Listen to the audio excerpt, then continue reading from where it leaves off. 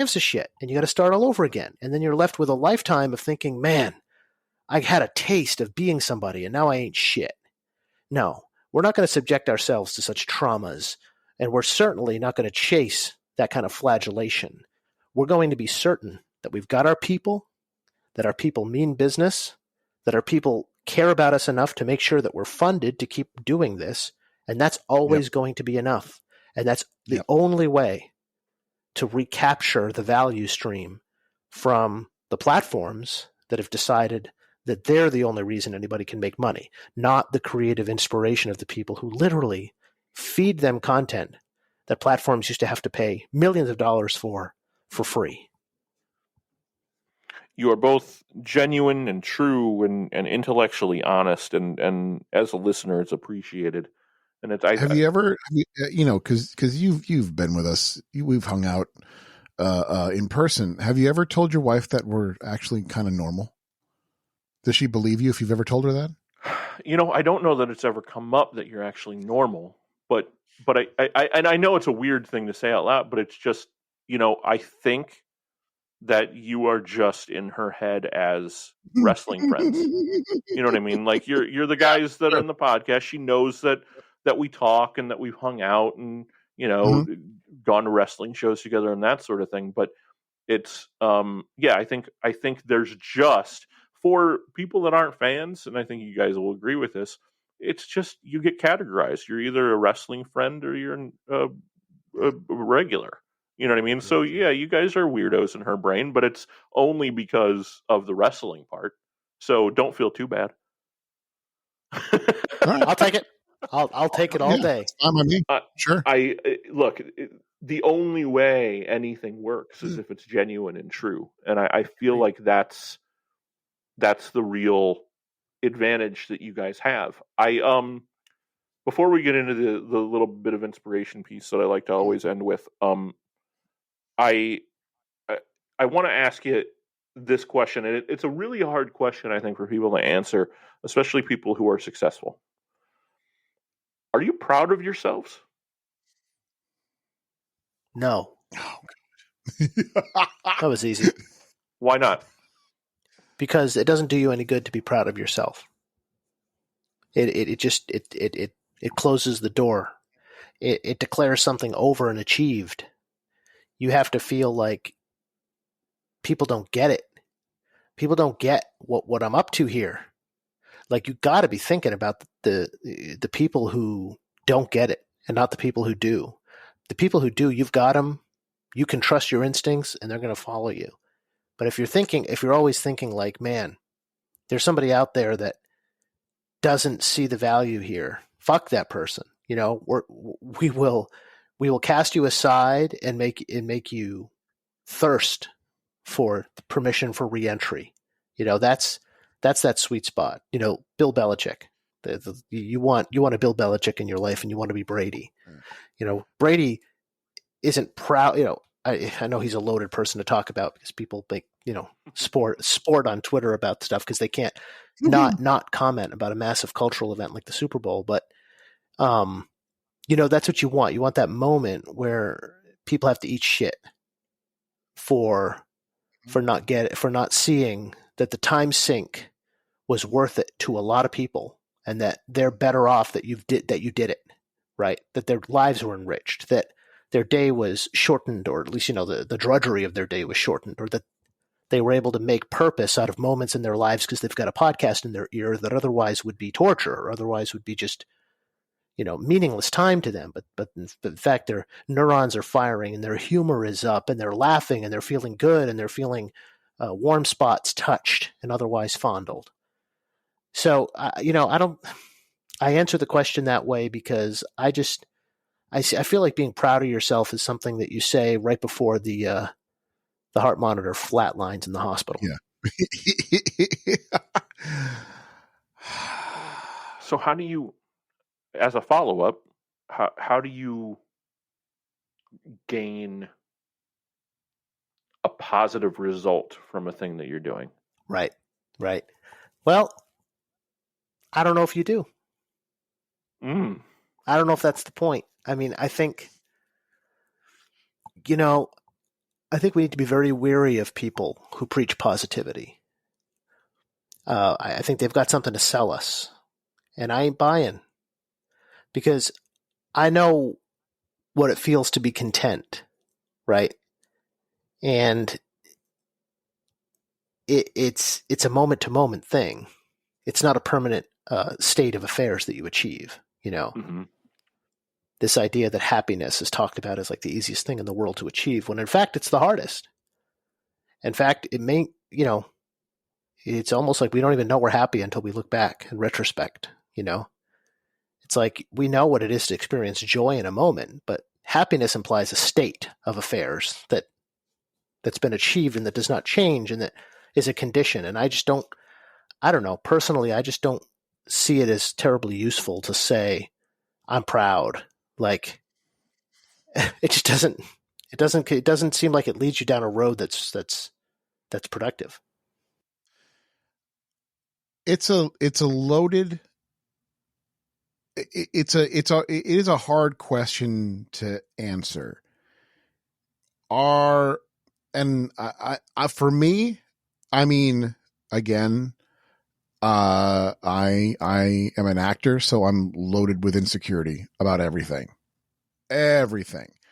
And so do I feel that what I do is good enough? No, I could always be doing better. That's why I actually listen to my own show a lot of the time. I listen to it because I want to know what works. I want to know what I did that didn't work, what I didn't like, what I did like.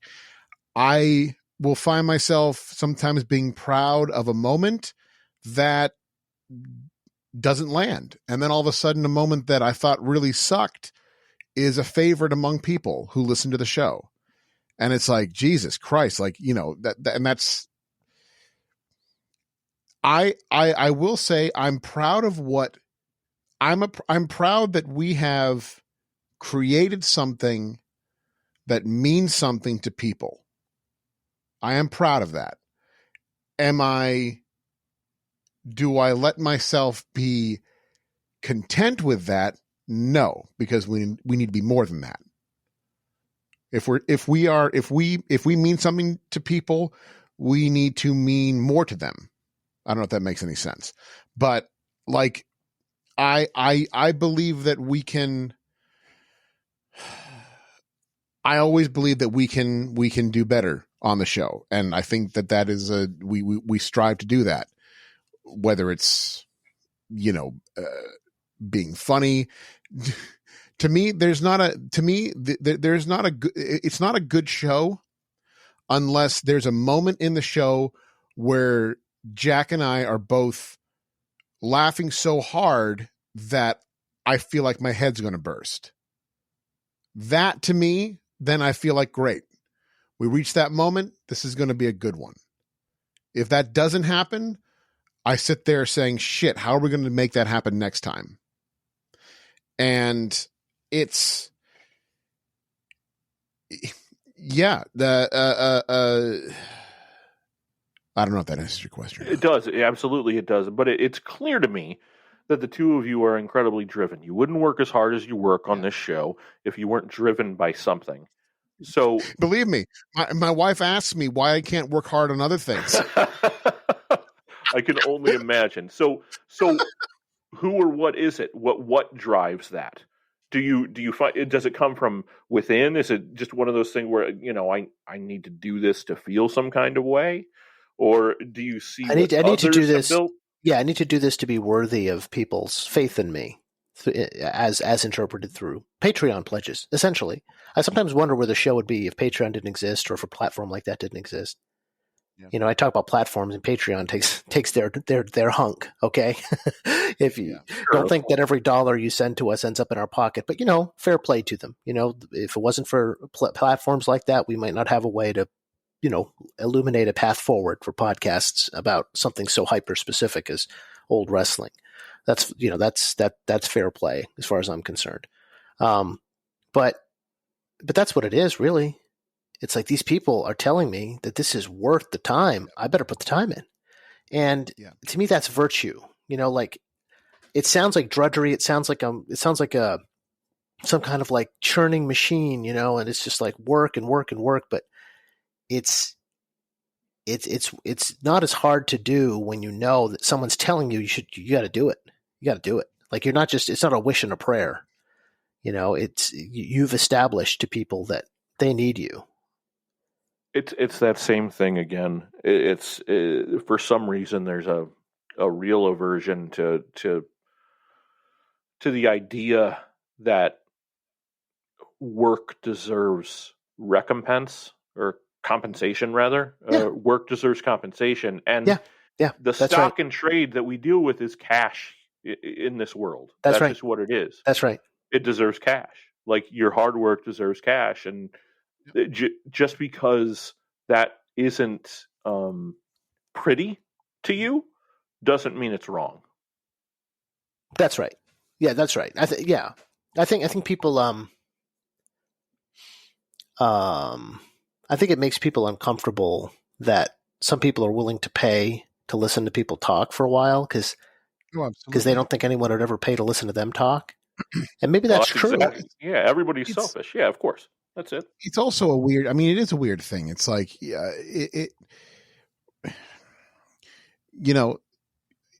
people not knowing, I don't know how to describe it, but again, there's almost like there's like a tier system to it. It's like, we're not necessarily well known to people on a certain level, but at the same time, we're putting on a bunch of content for a bunch of loyal people who are willing to part with their hard-earned money, especially in these unprecedented, uncertain, trying times that we are in a COVID-19 America, as somebody I know would say. America. That's right.